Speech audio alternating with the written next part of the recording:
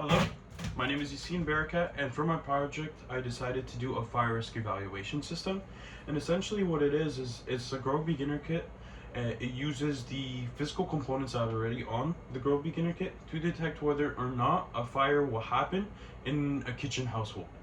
And what I mean by that is essentially if we have a kitchen appliance like this, we want to monitor the temperature from outside and also detect if there's any visible light coming from it. Now, in order of what the system looks like, this is the setup right over here. As you can see, the light sensor is connected from A6 to A2 because A6 wouldn't show on MATLAB. And right over here, we have the temperature sensor that we'll be using. Nonetheless, when it comes to the actuators, I'll be using the D5 buzzer and the D4 LED. Now, before I run the program and show you guys essentially what happens in the program, I want to talk about thresholds and calculations. Essentially what I did is I wired the light sensor by itself in order to figure out the calibrations for it, and figured out 4 sections in which the light is too dim or too dark all the way to very bright.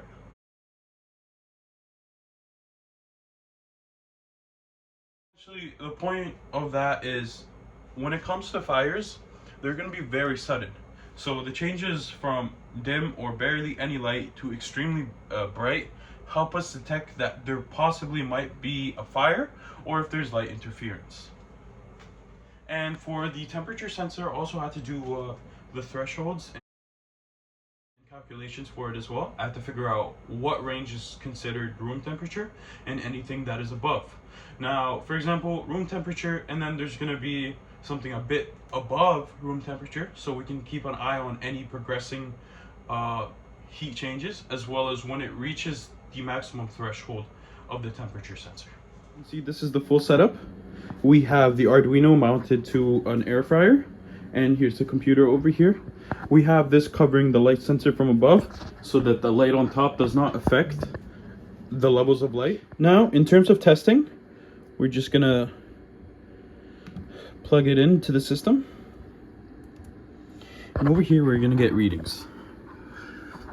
So as you can see, it shows that both temperature and light readings are steady. That means it took both the values of the temperature sensor and the light sensor to determine a specific reasoning.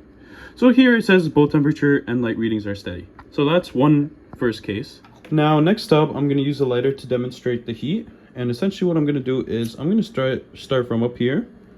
We're going to see whether or not it's going to say that the temperature is rising. Okay. Now if you look over here, it shows that the temperature is rising.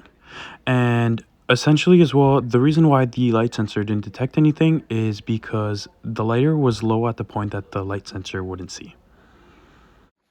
Okay, so now we're going to demonstrate the second case where it's just light showing. And I'm going to use my flashlight to demonstrate from my phone.